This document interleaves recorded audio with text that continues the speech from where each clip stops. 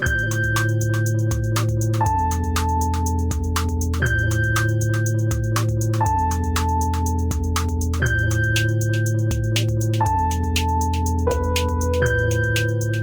right, everybody, welcome back. This is The End of the World with Michael and Stu.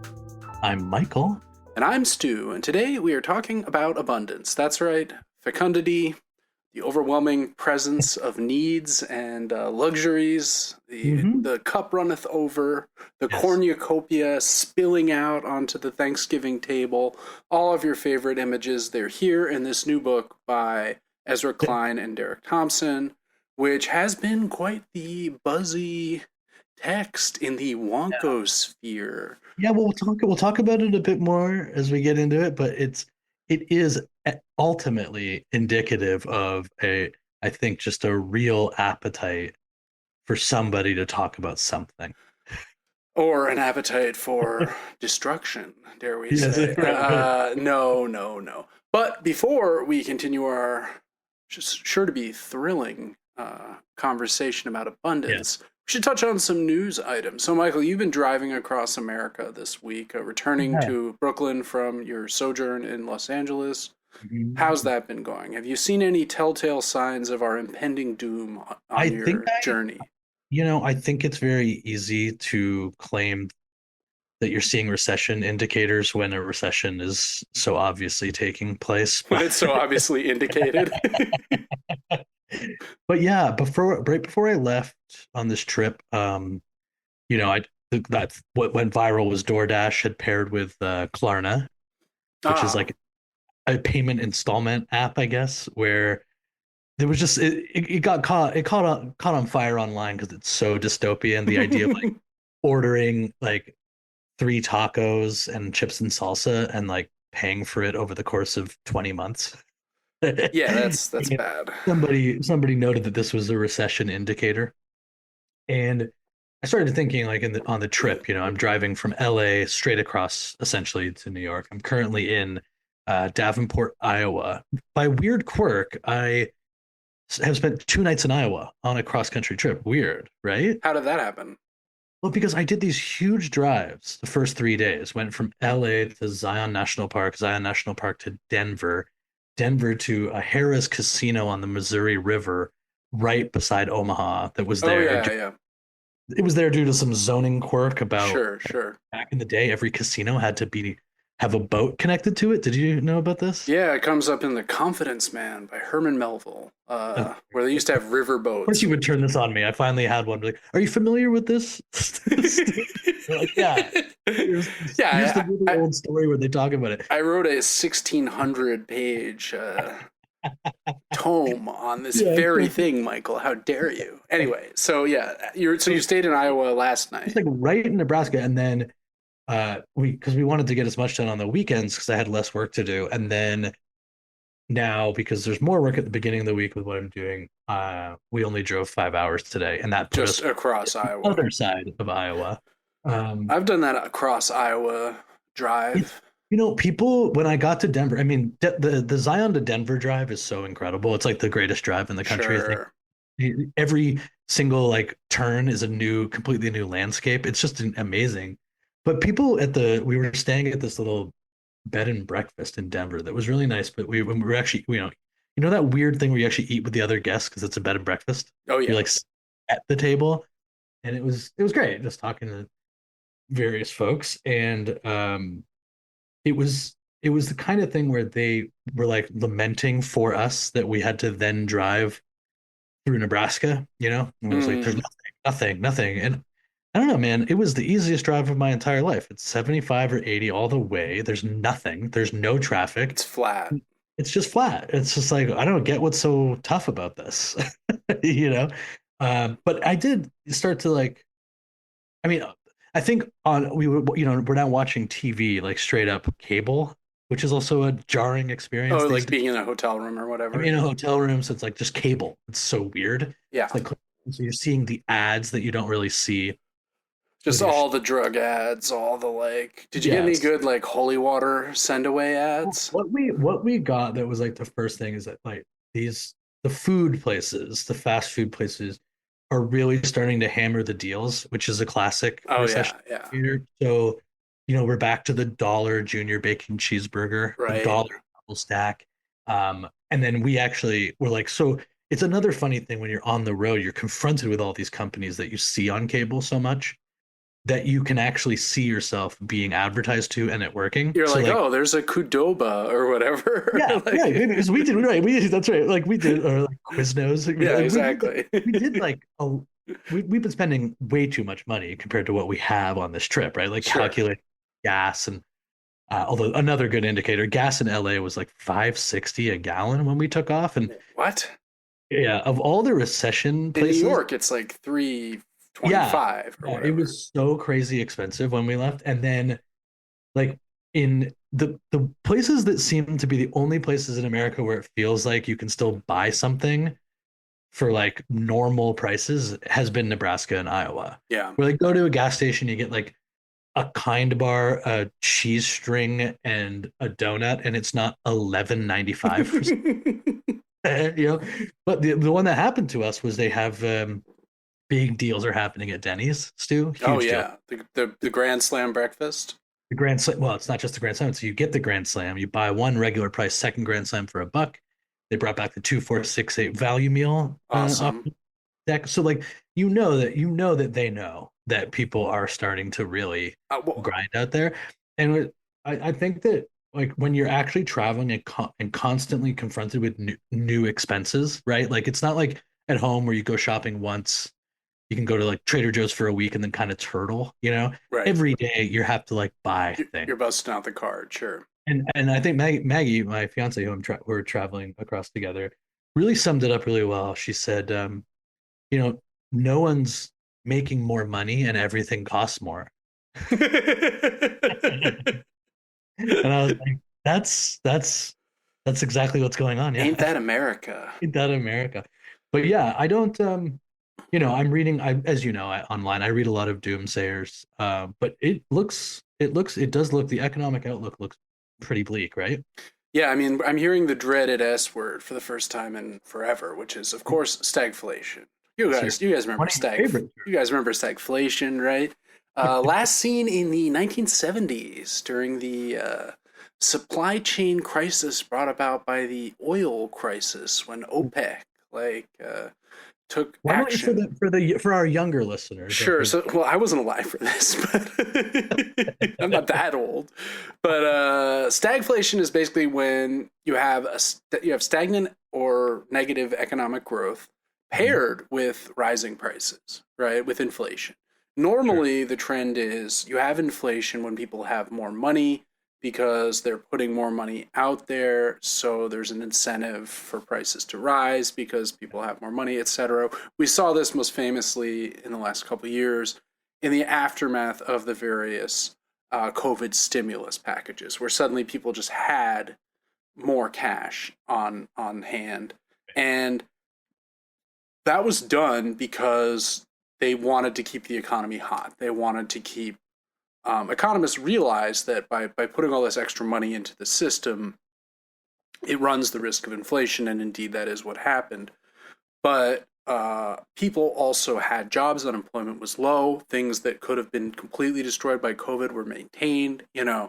All in all, it was a decision that I think was the right one, despite the negative consequences of it on some level. What we're seeing now, though, in the wake of all these Trump tariffs, and Trump has, I guess, on Wednesday of this week, that'll be April 2nd, not April Fool's Day, April 2nd. He is going to he's terming it Liberation Day, I think, because he's unveiling like the broadest ever package of new The tariffs broadest ever, best ever. ever. I mean, Yeah. he's outdoing even McKinley. And nobody's ever seen a tariff package like this, right? Nobody ever. No, of Yeah. course not. How could they have? But Uh, everyone's been asking for it, and finally they're going to get it. I would imagine as well. well, it's I've read a lot of stories that are like behind the scenes. Larry Kudlow is begging President Trump to not go through it. That Like that. I like that we've reached the point where Larry Kudlow, welcome to the resistance. yeah. Like that's isn't that like I mean this is the same sort of thing with Trump one, but far more extreme it feels. It's just that like what you're hoping to get back to also is terrible.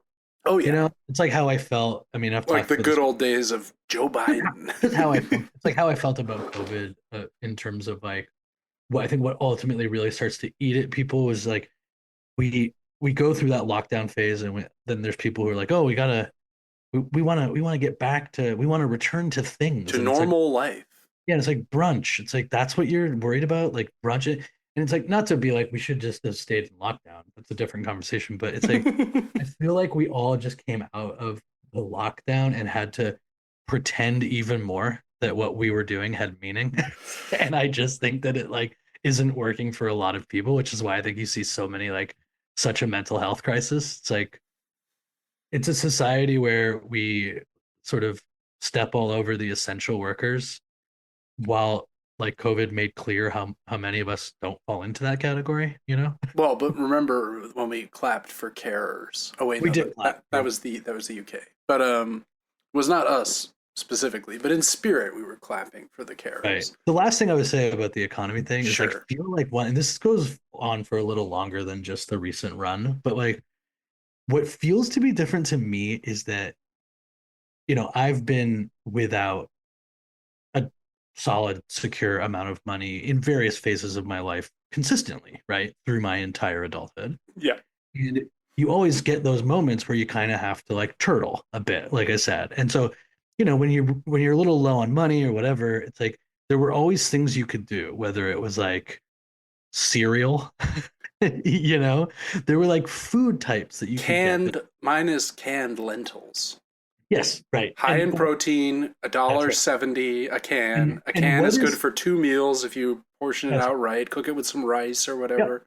And what feels to be happening in a lot of these cases is the stuff that you could be like your go-to thing is now just not that cheap It's now anymore. $9. It's like, oh, Honey Nut Cheerios regular size, 8.99. Yeah, Oh, yeah, 12 wings at the shitty bar, $21. And you're just like, that used to yeah. be I mean, we've experienced that $6. together several times, right? Yes. I It's mean, that's to me the most jarring thing is also, it's like not even 12 wings; it's 8 wings. right. But you know what I mean? Like that's things like it's like they've taken that space as well.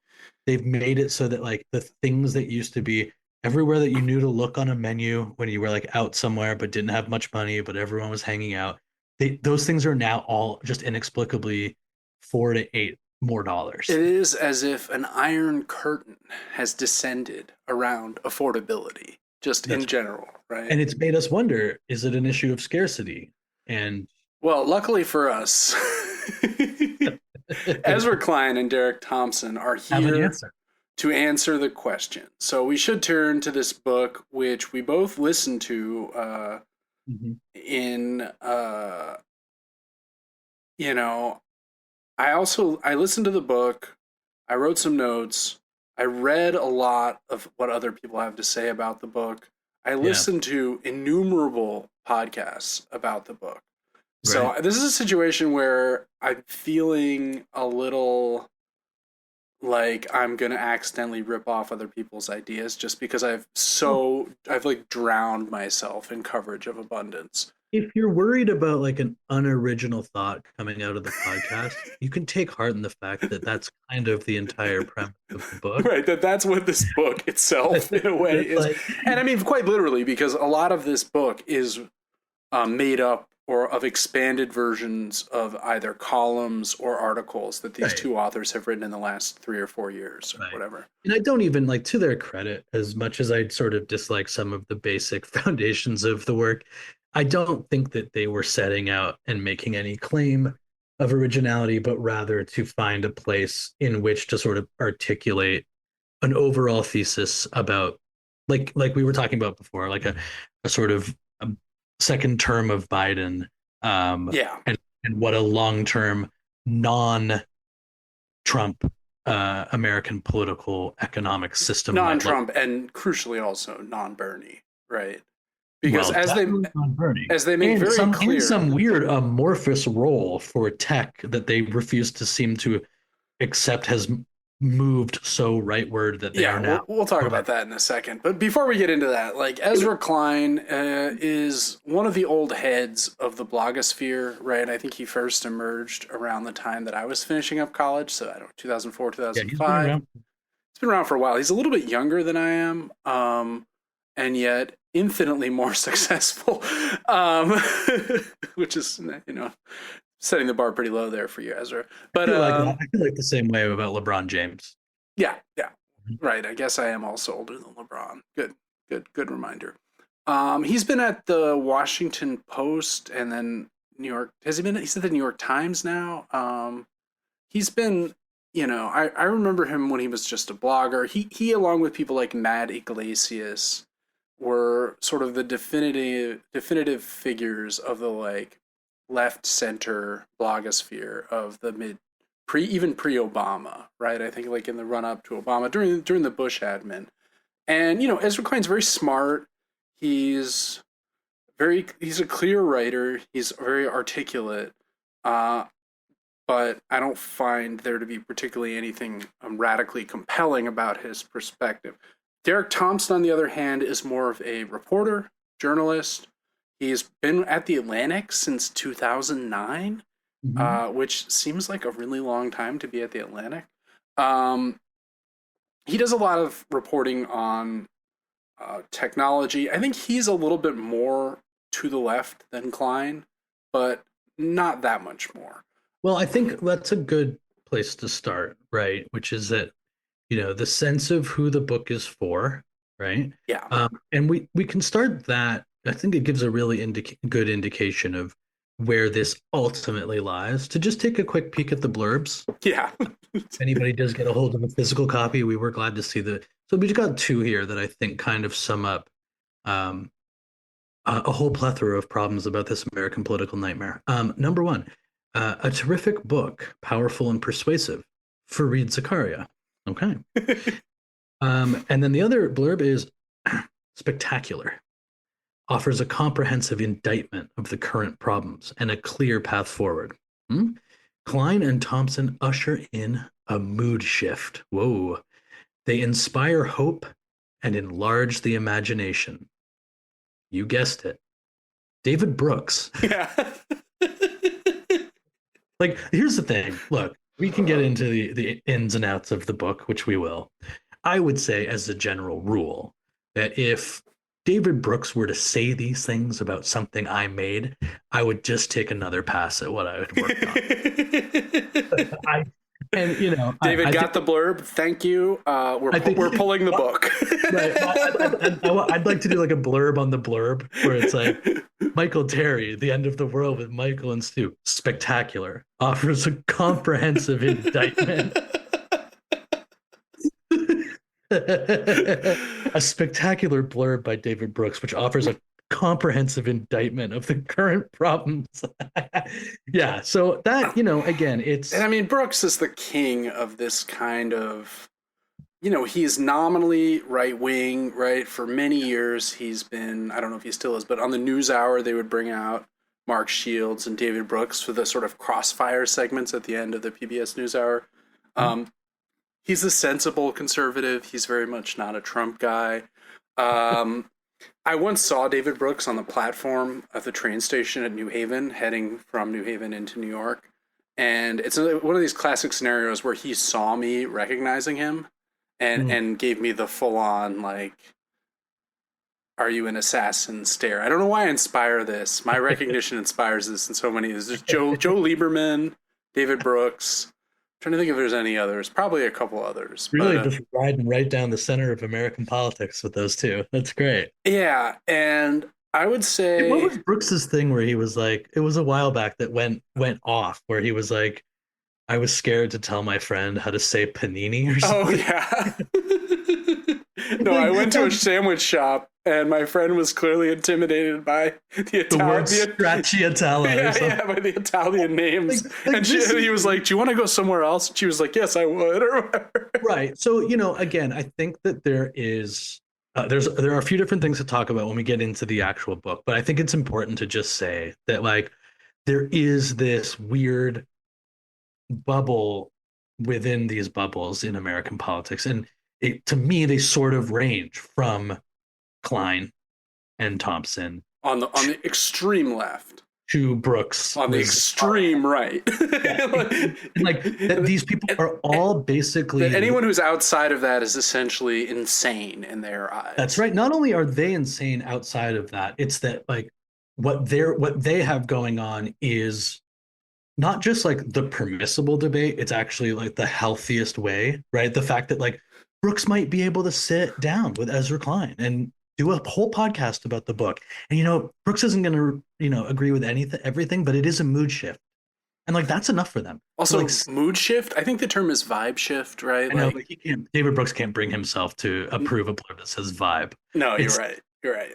Not when he and his friends are petrified by saying like bruschetta.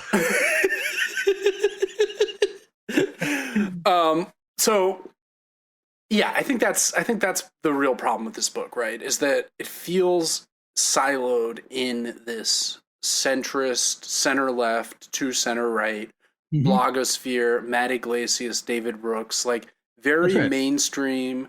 And I have this experience talking with people from time to time, people who are more successful in their careers than I have been, and where they have this attitude like what you're saying to them is coming at them from some alien void, when what you're saying is in fact like quite reasonable and like commonsensical.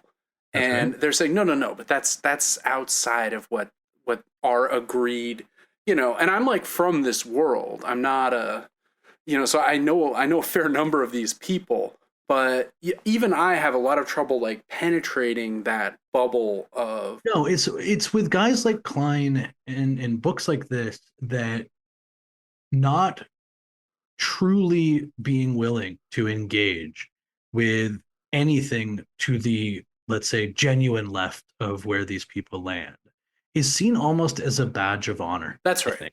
Yeah. And where it's like we can articulate radical solutions while not being radical. And it always falls completely flat. And Iglesias is obviously like the most beautiful example. He's the archduke of this. Yeah. But like this is the first major note I have about the book, which is none of it feels real.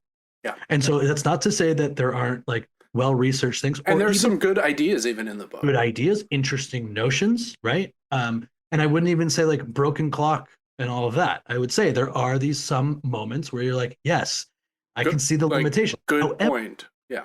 However, it's all couched in this sort of totally unbreakable unreality. So the first thing is they just sort of take as par for the course that they are writing this book for the liberals and the left, or the Brookses, as it were. Right.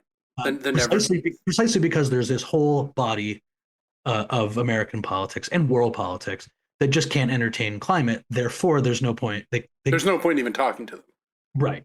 But then you're like, okay, so then in the fantasies that you are constructing about this way forward, the thing that undergirds all of that is that in some fantastical realm where that problem is dealt with. Yep. And everything else I'm reading, I'm just like, well, none of this applies. And I mean, Adam Tooze in his review of the book on the Ones and Twos podcast with my friend Cameron Abadi brought this up very specifically, which is like, he said it was like a little bit tough to read the book because it's so clearly a manifesto for a Harris or second Biden term, right? That like it's clearly was written with the goal of giving a platform specifically to that sort of brand of left centrism remaining in power. And with the rise of Trump, the return of Trump, and just the first 2 months, which have been, among the worst times in my life in American politics by far, probably only rivaled by the post 9/11 moment. But I mean, it's been appalling, right? So you read this book, which has all these like common sense reforms to zoning laws and things like that. And Tooze was just like, yeah, like some of these ideas are fine, but like, what are you? I mean, just sort of echoing what you said, right? I mean, like, what are you? What world is this book written for? And it's also this strange co-opting of many of sort of the notions that got us into the type of trouble we're in. So, Trump, particularly in the earlier days, loved to be like, whatever, they built the Empire State Building in 19 minutes. And now we can't build a highway. And it's like, yes, okay, like this is all obviously. And this sort of statistic comes up constantly throughout this right. book. So this is a large part of the book, in fact, is basically it really reminds me of Obama politics, right? Where there is this romanticization of common sense that can't actually be implemented in our political reality. And so we can fashion this notion so that liberals will get less worried with red tape and allow for this apparently, ellipses, great American innovation, right? That would suddenly unfold, the likes of which the world had never seen because we've done it before, we'll do it again stuff, which sounds a lot like, I don't know, Make America great again. Yeah. Again, not to compare it, obviously not two peas in a pod at all, but what I just want to read the very beginning. Yeah, I was going to say, like this vision of 2050 they offer. For people who don't read it, and you definitely shouldn't if you don't. This sort of sums up the confusion I feel. You open the book, this is what it says. You open your eyes at dawn and turn in the cool bed sheets. A few feet above your head, affixed to the top of the roof, a layer of solar panels blinks in the morning sun. Their power mixes with electricity pulled with several clean energy sources. Towering wind turbines to the east, small nuclear power plants to the north, deep geothermal wells to the south. 40 years ago, your parents cooled their bedrooms with jewels dredged out of coal mines and oil pits. They mined rocks and burned them, coating their lungs into byproducts. They encased their world, your world, in a chemical heat trap. Today, that sounds barbaric. You live in a cocoon of energy so clean, it barely leaves a carbon trace, and so cheap, you can scarcely find it on your monthly bill. The year is 2050. Okay, this is one of the funniest things I have ever seen in my life.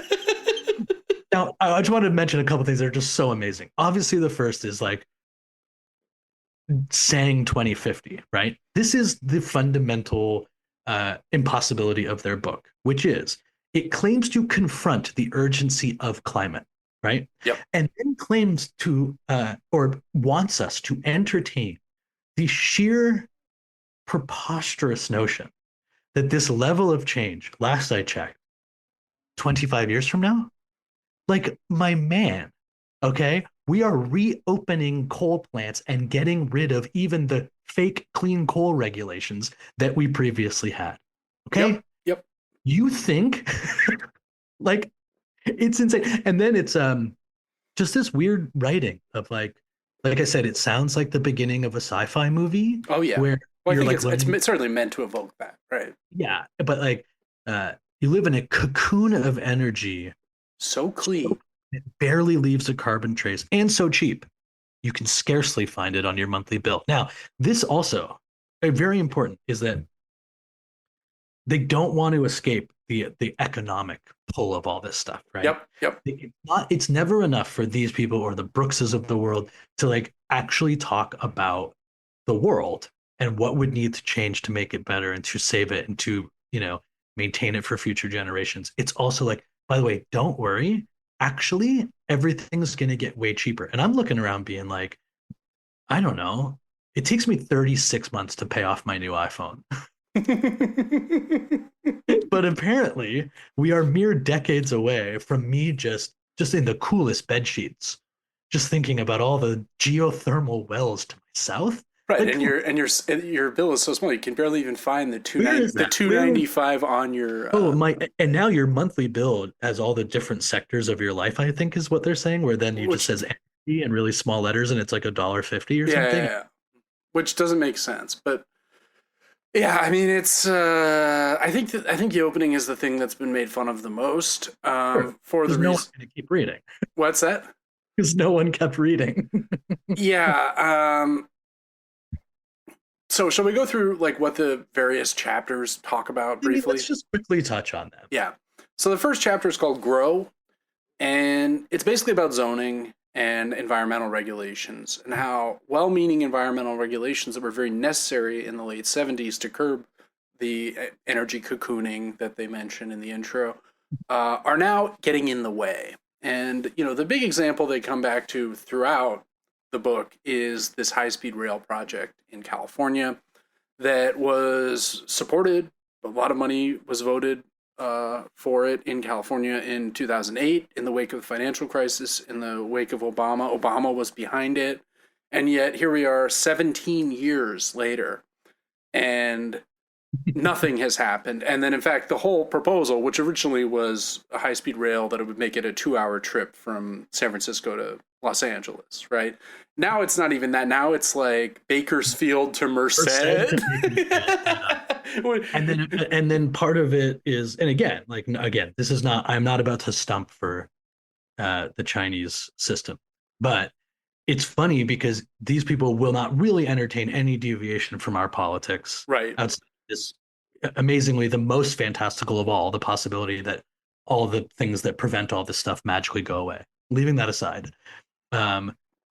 they then like casually mention that there've been like 2,300 miles of high-speed rail. Oh, I think even more than that, like 23,000 miles. Yeah, like some astronomical amount. It's just this huge number, right? And like every time they go through this, right, they're doing this weird thing with the zoning and the regulations, and they sort of talk about how like Ralph Nader necessarily helped to create regulations in the automotive industry, but improved highway safety, etc. But now liberals have become obsessed with lawsuits, and the conservatives have co-opted that and brought politics and building and progress to a halt. And not an entirely insane argument. But again, like a refusal to engage in any true like alternative model. And I think it's very important to say, like, and chapter 1 is still called Grow. Yep. Right. And they even address the whole degrowth movement, which is the idea that, we have to deliberately reverse growth in order to confront climate change.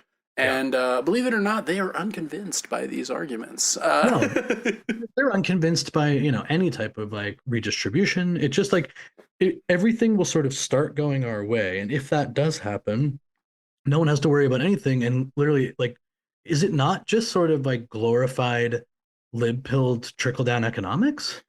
Yeah, that is definitely one of the big issues. Chapter 2 is called Build, which is where they really get into zoning and how basically prior to the 20th century, there was no zoning. You could just build whatever you wanted, wherever you wanted. If you had the money, you owned the land, etc.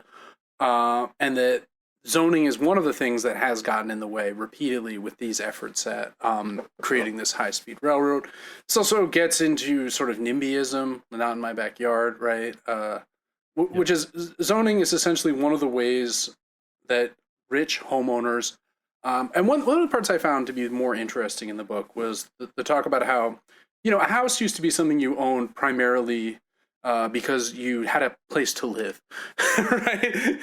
And that in the last 50 years or so, the emergence of the house, the home, as primarily even a commodity, right? Yep. Something that you invest money in with a fixed rate mortgage. And for lots of people, you don't even have to live in the thing you own, obviously, right? Well, that's a bigger issue, yes. But the idea is that like you put a set amount of money, you get a loan that's backed by the government, and while you're paying that off, by the time when you pay it off 30 years later, its value has skyrocketed in many cases. That's right. And so this has become the chief engine of wealth generation for an entire generation of Americans. And as a result, they are hyper fixated on anything that might harm the value of their property. Mm-hmm. And this is what leads to these hyper litigious zoning rules about, we're going to build low cost housing down the block from you.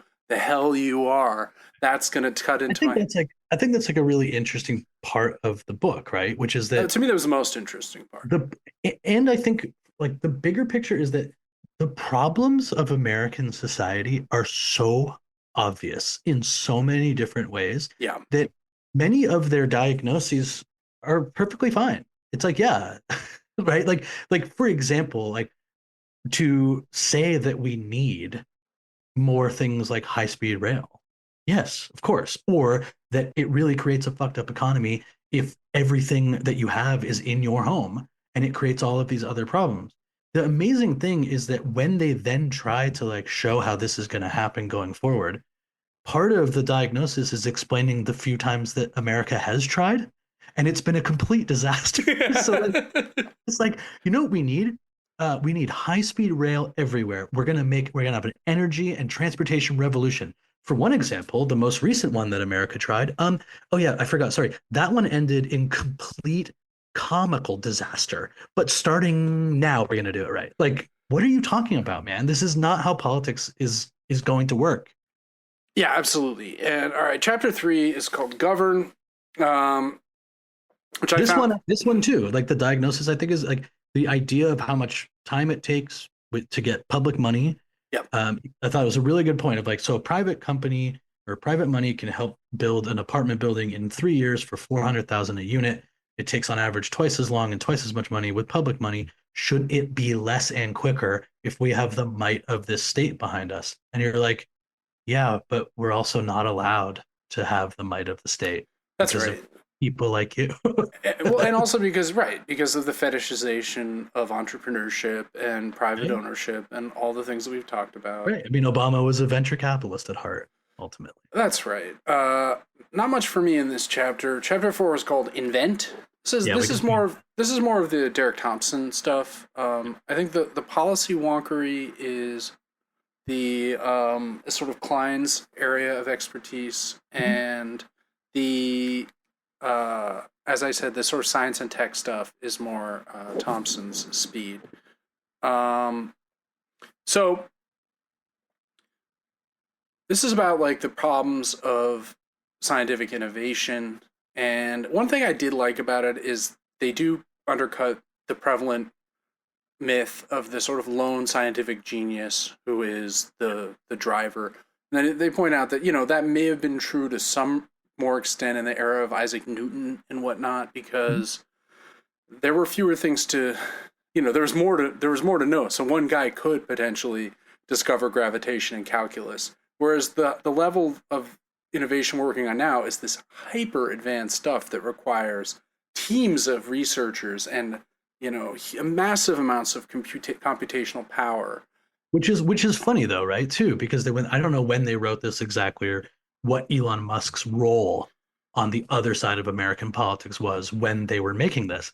But it's like it's such a perfect example of like the reality of our politics, which is like half of which has deified this guy who's just like gone in there, Yep. gone to the government, figured everything out. Did you know he's going to Mars? Like it's amazing that this that they like, and that is like you said, that's a perfectly good point they're making. But again, But it's undercut by the reality by of, what's happening literally right now. Right. yeah, and they have a big beef with the NIH, the National Institutes of Health, and how they say basically it's too conservative. It's run by old people. Mhm. Most geniuses who did come up with genius ideas did it in their 20s and 30s. And the NIH is presented as this, you know, board of 60-year-olds who are just like, no, no, that's not right. Fund things that are safe. They like DARPA better, which is the sort of defense tech research arm, right? I love me some advanced defense tech. Yeah, I always confuse DARPA with the Dharma Initiative from Lost. Not related. In any case, they say it's more it's better because it empowers skilled managers who cut through red tape. Fine. And one point that like Matt Brunig brought up and we'll talk a little bit more about his take on the book in a second, but he claims like clearly these are two books that were like sewn together, right? Yeah. That like Klein is writing, and that Makes a lot of sense. one of the weaknesses is that the unifying thesis, which is like we can cut out all this scarcity talk and come to abundance, kind of like it doesn't make the best skeleton for this muscle to hang on, right? It's Yep. almost like you have some kind of misformed Frankenstein creature that's created out of It's this. also just it's indicative of the other side of the same problem, which is that okay, we can't engage people X because they don't even think climate change is real. So we need to write something that reaches out to anybody who might be open to this. But the other thing that like Americans can't entertain is scarcity. Yeah, no, exactly. So it's like, okay, so you're just writing the only book you can about the way it changed the world. And again, this is like the sort of Obama-ish fetishization of pragmatic thinking, right? Right, and like they also fetishize, like there's a lot of fetishization of Bell Labs, for instance. And what that really reminded me of was in The Sopranos, after Tony Soprano gets shot and he's in the hospital, there's like a another old guy there played by Hal Holbrook who's Mhm. like, "Oh, I was a researcher at Bell Labs," and Tony Soprano's like, "Bell Labs, you guys invented stereo," you know. And it's just like it's Yeah. like yeah, Bell Labs is successful, you know, It's also technological. it's also just this amazing like notion of what is possible, what they think it's okay to say is possible. When I was reading it, that's what I kept coming back to. So I'm thinking about guys like Klein and Brooks and guys like Iglesias, who like these people who really sort of went to bat against people like Bernie Sanders, right? And are just like, we cannot like shove public health care down the throats of the American people. That is not politically possible or expedient or what's it going to, we can't get power, blah, blah, blah. And then they write a book that's like, you roll over in bed in 2050, you don't have to pay for anything. Isn't this amazing? And it's like, wait a minute, we can't go to the doctor in this country, right? That's Yeah, impossible. But we're going to be able to do all of this. Like, someone square this for there's me. a disconnect. And it's like, is the idea that this will get so abundant that we will also have such cheap public healthcare everywhere? Like, you know what I mean? Like, why is it I that this, absolutely do. why is this possible, but Public program, health. Yeah. programs that make sure people can eat are just not really in the cards? The other thing I really liked about this section, which I thought was hilarious, is that we actually need to invent a new meta science to study how science itself I works. knew you'd love this one. Yeah, and I'm like, oh, okay. Well, that was first of all, that was called cybernetics. That happened, 80 years ago. I call it meta science. CF my article about it from last week, but they also have this weird thing where they're like, a lot of the best folks who come to America are, like they do a chart that's like Oh man. the immigrants who've come to America, gotten citizenship, have contributed X percentage of new inventions and new patents, and it's like this enormous. So you're listening to this, and you're like, yeah, it's great. These immigrants who come here, they get educated here, Oh yeah. they should contribute here. And then you like turn on the news for 2 seconds, and it's like mechanical engineering student who walked Right. past protest Paid for is 31 days at airport. yeah, You're like, or is like sent to like El Salvador prison or whatever. I mean, it's just like this is utterly out of touch with what's actually happening in the world. And I mean, they yeah. couldn't have known when they wrote this that it would be coming out at the exact moment when Trump was like literally deporting mechanical engineering students for writing signing a petition about Gaza or what have you. But still.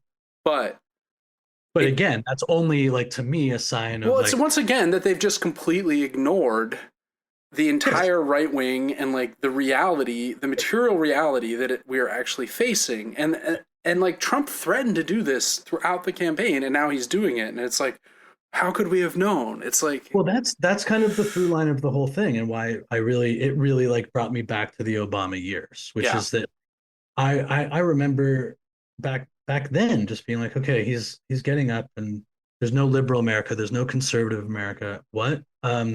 There's the ground beneath the cynics has shifted. The seas have begun to heal, and it's this way forward that is pretty fundamentally divorced from material reality, because any honest look at material reality would require a far more radical politics. agreed. Let's just And with move. that, why don't we talk a little bit about the last chapter, and we'll talk about a couple of the reviews we looked at. Yeah, I mean, there's this whole thing about like the eureka theory of history, the lightning bolt of discovery, and they're We're like, all in. They're all in on that basically. Like Eureka. but they're also like, but even more important than that is the deployment that Yeah. follows, right? So you, and they talk about how, science is also burdened by these kind of procedural kludge, the same flavor of procedural kludge, probably the worst set of words I've ever read. Um, and this is where they're trying to make the analogy. The thing that's slowing down zoning and building and high speed rail is also slowing down innovation in science, Mhm. right? Um, and So we used to we're the ones who invent good stuff, but now we're getting outscaled by other nations. Solar power is a big example. The U.S. in the 70s was pushing solar technology forward, and now we can't because why? No one knows. I mean, again, what's missing here? Why is it that the U.S. is no longer the leader in solar technology? Is it because there is an entire political party that is constantly actively hostile towards the idea that there's even any potential need for solar energy? Could that be a problem that we maybe would want to address? Do we put it in the book anywhere? Yeah. And then it's also like this idea that, like, I mean, again, I get what they're saying about these leaps forward because we're in Hail Mary mode, I guess, in a certain sense. But also, like, I wouldn't just slow down here. I wouldn't say that all fast innovation has been good. No. I mean, maybe one of the problems. Malcolm Harris talks about that too. Okay. Yeah, it's like maybe we've done a little too much innovating a little too quickly, and like basically what their whole politics comes down to is what if AI got really good for everybody really quick? Right, and we'd all we're basically betting on everything just turning good that it looks like it's going bad. Well, they also right. I mean, in the beginning of the book, they say, well, we all benefit. We all get a cut of the profits of AI because it comes from the totality of human knowledge. And I'm like, I'm just like, losing work every week. Like, so maybe it'll turn around. Yeah, like motherfuckers. What are you talking about? Like, well, I think every week a story about Mark Zuckerberg's AI company harvests the data of every book ever written, and no one has paid a cent. Like, or people are just not getting the same like freelance work and all this stuff. It's all happening. We've talked about this before too. Yeah. And you've experienced it, yeah. The thing that it comes down to is that, and I've met people like this, I'm sure you have too, where basically one of the current modes of thinking for people who act like they're sort of transcendent or sort of bigger than the morass, the kludge down there in the real world, is to just be like, yeah, it's gonna be like a weird transition, and then it's gonna be amazing. Right. That's what Tommy Tuberville literally said today about the Trump tariffs. Those are his exact words. But that's why these are from the same, like, not school of thought necessarily, but they're from that same accepted form of discourse. Because it is ultimately, that's the bet. And who knows how many, like, people will have preventable deaths or not make enough money to survive, or, what happens to the actual ecological system. After that, things will be amazing. And it's going to be utopia. And it's like, okay, maybe that's true, but like, what if it's not? And also just like, what are some ideas to make that true? All right. Last thing to talk about. They talk about Operation Warp Speed and how this is an example of the kind of things that they want to see more of, basically, right? So they say, it was rolled out, a vaccine had never been approved so quickly from lab to consumer in 8 months. It's not quite a vaccine though, but yeah. Well, it is a vaccine. Yeah. What do you mean? It's not like a total cure, but no vaccine is. Yeah, but like, don't get into this vaccine skepticism on me, Michael. What are you joking? You really went off. You triggered me, Michael. God damn it. Anyway, sorry, I'm too vaccine pilled. I know I've taken too many. I'm addicted.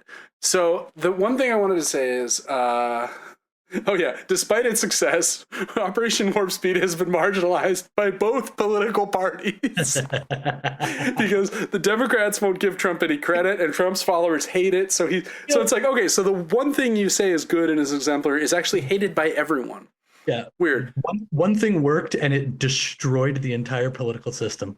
The other thing they say is Operation Warp Speed may have saved more lives than the Manhattan Project. And it's like, oh, wait, the Manhattan Project, you mean the thing that initially resulted in 200,000 people being incinerated? And then untold hundreds of thousands more in the aftermath dying of cancer? You think, so Warp Speed may have even saved more lives than the thing that started off by killing 500,000? 500,000? And to me, it just brought back the whole old ancient shibboleth of like, Harry Truman saved 1 million American lives by using the bomb. And it's like, what are you talking about? That is not true. Anyway, that really bothered me. The last thing to say is they talk about becoming bottleneck detectives, which is like the stupidest thing I've ever heard. It's like, it feels like a kind of novelty gift you'd get at a baseball stadium. Hey guys, it's bottleneck detectives night. And like the Savannah Bananas or whatever. Yeah, and I'm just imagining like a bottleneck that has like Derek Jeter's head on the top or something. It's like a bobblehead, but the neck is anyway. They mentioned the Gates Foundation. They say we got to invent cleaner cement. I'm sure there's going to be a lot of support for that in the coming years based on what we're seeing. And they claim to be offering, in the conclusion, a lens through which to refocus environmental policy and stop it from encumbering growth. Yeah. And reforming zoning laws and all this stuff. And as we've said throughout, there's just a fundamental dearth of content in the book about how this could possibly come about. And just like quickly, I wanted to look at Matt Bruenig, who's very smart and knows a lot more about this stuff than I ever will. But a quote from him is, "The main policy argument of abundance is that the administrative burdens placed on construction are too high. This argument is familiar to anyone who has followed debates about housing policy over the last decade. It's the exact same thing, but applied to transportation, energy, infrastructure too. The second policy argument of abundance is that innovation system in the United States is broken. The innovation system is broken in a number of ways, including too much risk aversion, science financing, high administrative burdens on scientific research, and little support for converting discoveries into efficient mass production." Perfect summing up of the whole book. Read that paragraph. You got it. You don't need to read the book. And then he says, of course, I would think it a huge mistake on the merits to sideline whatever focus there is on welfare state expansion and economic egalitarianism in favor of a focus on administrative burdens in construction, both because parceling out the present matters, but also because these institutions will determine how the author's utopian future will be parceled out. Indeed, we have now even seen what it looks like when the government supports and subsidizes technological innovation and implementation without concerning itself with the inegalitarianism of the system. His name is Elon Musk. In its desire to promote electric vehicles and rocketry innovations, the US government made him the richest man in the world, and then he used his riches to take over a major political communication platform, and then the government. It's so good. It's like, hey guys, this abundance, this has already happened. Like, that is just such a perfect encapsulation. I mean, it's just like owned. Yeah. Damn. Yep. By the way, Matt Bruenig's YouTube channel, very good. I love when he does these weird. Good. He does these holiday updates when he's just at his in-laws' house and he's out in the woods and he's just talking. It's so weird and good. Master at work. Yeah, I guess what I was saying at the beginning, I'll say at the end. Now that we've talked about it a bit, but I think I guess my point is sort of there's two things, which is like the first is people are who don't want to consider themselves whatever they think they're not supposed to consider themselves, DSA or communist, like all these things that these words that are too far, that are beyond the pale. Yeah, that like within the pale, people are desperate to feel like there would be some sort of plan to make things not a nightmare every day. And I understand that, and I can sympathize with that. But this doesn't seem to be any less pie in the sky than throwing up some tariffs and thinking all the manufacturing jobs are coming back. And I read the beginning, which, we read the intro earlier, and it's like, if you had a gun to my head and you were like, okay, the year is 2050, there's this, and what I read, the intro, or the first season of The Last of Us. Yeah. I honestly or Parable of the Sower, right? Yeah, like I'm just not sure which one I would be like, this is the one that's more likely. Yeah. One last critic to just mention before we sign off, which is Malcolm Harris. We haven't been the biggest fans of Malcolm Harris in the past, but I think he's coming around. I think he's made a turn for the good. He also seems like a really well-intentioned guy. And he's very smart. And we went to see him famously at the book launch. It's probably the Kids Are All Right. Yeah, 2017 or 18, somewhere. Early book of his, yeah. Yeah, and we were just completely underwhelmed, primarily because he used the example of college athletes at one point without knowing anything about athletics, which was very offensive to us. Back in 2017. Yeah, we were We watched way too much basketball back then. as opposed to now. Anyway, Malcolm says one of the fundamental tenets of the book seems to ignore the material realities of history when it comes to innovation. This is just one short quote I have from him. Life did not simply get better and easier with innovation, not even for white people. The violence of the imperial scramble rebounded on the European metropole, and the continent's scientists turned their attention from fun new electronic doohickeys to killing machines, right? Mm-hmm. There's this value-neutral fetishization of innovation throughout the book, which utterly and fundamentally ignores the degree to which innovation has always turned very quickly to innovative ways of killing people. That's right. And like, it's just another example of like, we have the car. This is great. We have the tank. We have the plane. We have the bomber. You know, and it just comes down to like, these people will never be able to distance themselves from like, trust the market. Yeah. Invisible hand. It's like, it's the same idea that like this value neutral thing that is going to make everything better while all evidence to the contrary comes up.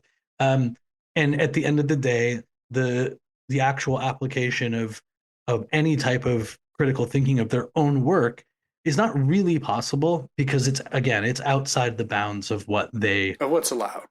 Right. It feels like it felt almost like reading like a religious text.